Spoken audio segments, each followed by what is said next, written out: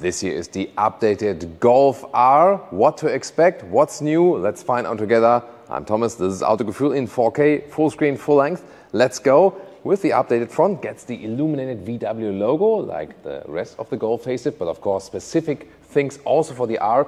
First of all, there's this blue stripe here that fits very well also to the lapis blue color, one of my favorite colors at VW, definitely. And the lamps would be standard, the LED plus lamps already, and an option you can also get the IQ light, the ones you can see here. These are the matrix LED lamps. Then you also have cascading turning indicators, both in the front and also in the rear. And then a very strong styling for the R in the lower part, new bumper horizontal stress here, and you can see also how the vehicle color goes then right in here. The DCC, dynamic chassis control, the adaptive suspension is now standard also for the Golf R. At the same time, VW promises that although there's more standard equipment, they will go lower in the price. So yeah, that's a very interesting thing. We don't hear that often in the automotive industry. Here the DCC is, by the way, also 20 millimeters lower than the standard Golf suspension. And under the hood, there are also new updates. Let me open that directly for you, because you now get a 13 horsepower upgrade, now at 333 horsepower from this 2-liter 4-cylinder turbo petrol engine. And yeah, well, there are no hydraulic struts or no gas struts available under the hood. That's sad here. However, yeah, the engine definitely does the job, not only via the front axle like the GTI, but the Golf R also comes standard with all-wheel drive, maximum 50-50 distribution. And even more interesting is that on the rear, you get a torque split or a torque vectoring. That means that the curved outer wheel can get more torque than the curved inner wheel and kind of like puts the car better out of the corner. There's even a drift mode available with the performance pack. Then you get a Nürburgring special mode and a drift mode.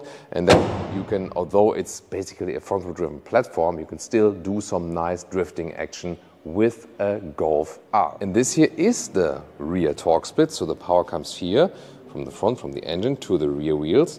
And then you can see at the moment both are turning in the same speed. And here this is a cutaway model. These are the two clutches. And when one of them is closed, then just the power would be sent to this one. And of course you can make it on demand that this is maybe a little bit more closed than this one. And then you can distribute it from left to right or right to left. Suspension settings we also go through on the interior. Nice always the contrast here in silver with the bright mirror caps. Our logo, you know, not a while ago they've updated the whole logo scheme. And also wheel update, 18-inch would be standard, optional 19-inch, and optional 19-inch forged wheels. The one you can see right here, these are the new forged wheels, very cool design. Of course, better performance brakes are also with the Golf R equipped always as standard. And these forged wheels actually lower the undampened mass by 20% as for the wheels, so 20% lighter as for the wheels. So yeah, I mean, on the racetrack you will surely feel that. On day-to-day driving, probably not that much. Towards the rear, you can see when you have the IQ light, you also have the 3-dimensional tail lamps in this layer design. And once again, also very cool cascading turning indicators. Then high gloss black in the lower part, diffuser really large. And then you optionally have the Akrapovic exhaust. 4 pipes, really massive, and also with the respective sound. There's even a special startup available. So there's a trick. Shall we try that out? Maybe I can show it to you. So there's this special trick that when you hit the start-stop button for 1.5 seconds before pressing the brake, then actually the car starts up in a more emotional way. Let's try that out. So we. Oh, that's what off. And so now we hold before, and then I hit the brake. Ah, there we go. Nice, isn't it?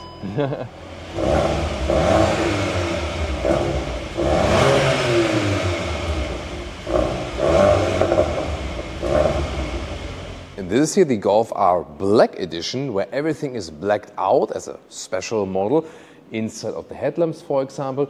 Also the logo, if it's not illuminated at the moment, I'll soon turn it off, and you can also see how it looks like blacked out.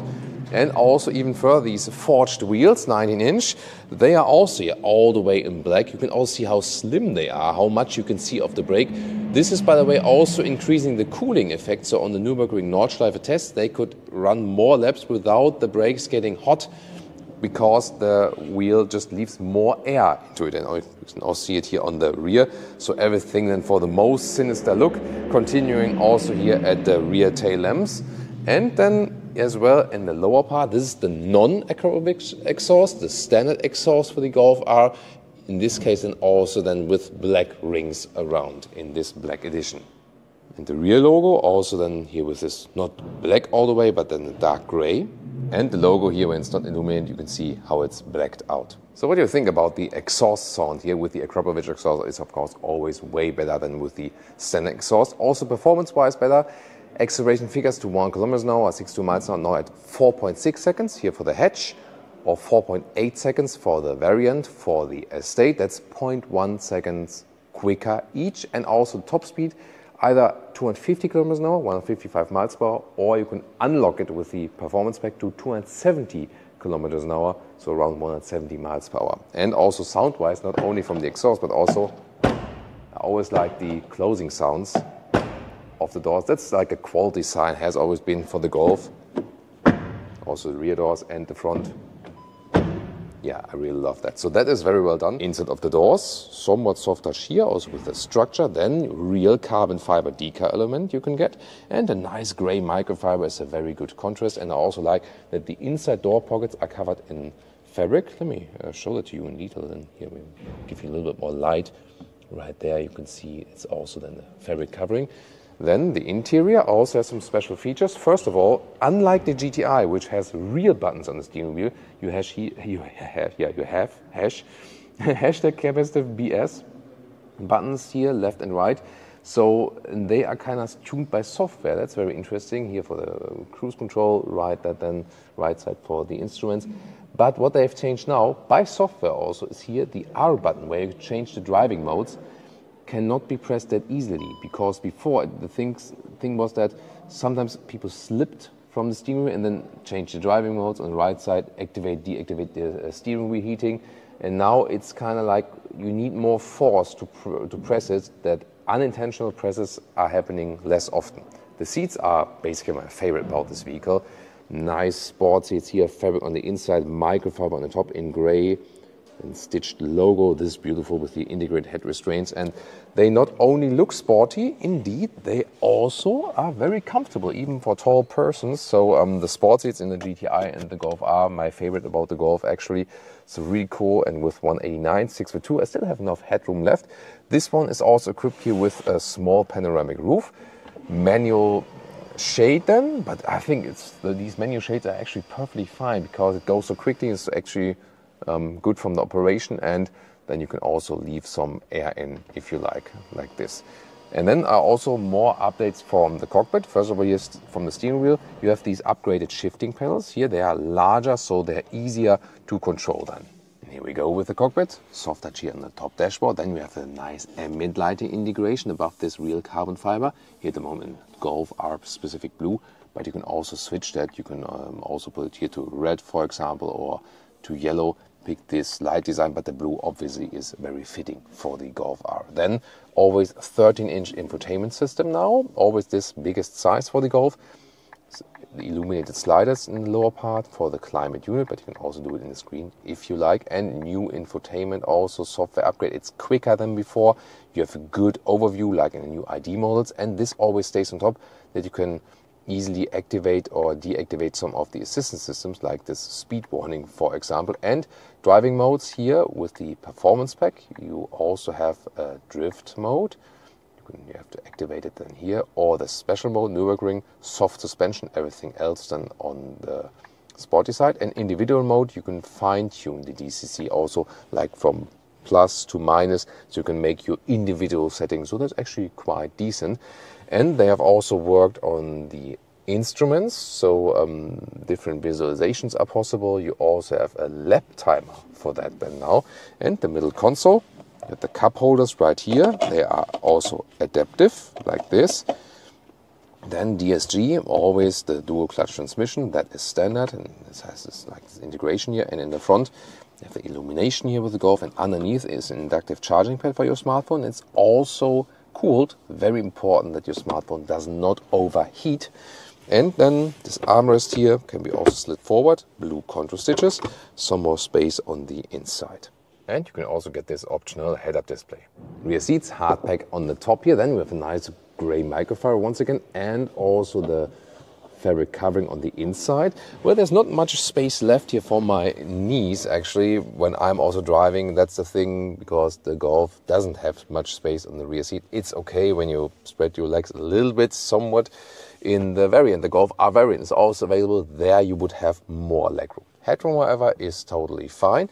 And we have nice fabric here in the blue structure, also on the rear end, then these microfiber inserts on the sides. USB-C charging we have here then in the lower part. Let me give you some light. There we have the USB-C chargers, maybe for the kids and so on. Yeah, there's this middle tunnel here, so the fifth person, that is, yeah, maybe somewhat limited. Of course, you could move this seat here a little bit more forward, but yeah, it's kind of cramped in the fifth seat here. You have to know that. Then we can fold the logo again to open the hatch. That's always a cool thing. Then the length here is about 76 centimeters, 30 inches. The width about 1.40 meters. And you can see 1/3, 2/3 split, or the ski hatch. Here like this, I can also reach over then for the maximum. And yeah, here in the hatch to the front seats, as I would be driving, is about 150 in meters or 59 inches. That is, of course, then even better in the variant, the Estate. Towing is now at 1.9 ton, by the way, for the Golf R. And if you have any questions left, ChatGPT has been integrated in the infotainment system, so you can talk to the AI also while driving. My favorite feature is definitely the seats for today. Yeah, and the power upgrade, of course, cannot hurt either. Would you go for the hatch or for the Estate, for the variant? Tell me in the comments, and also tune into more Golf content here on Autogefühl.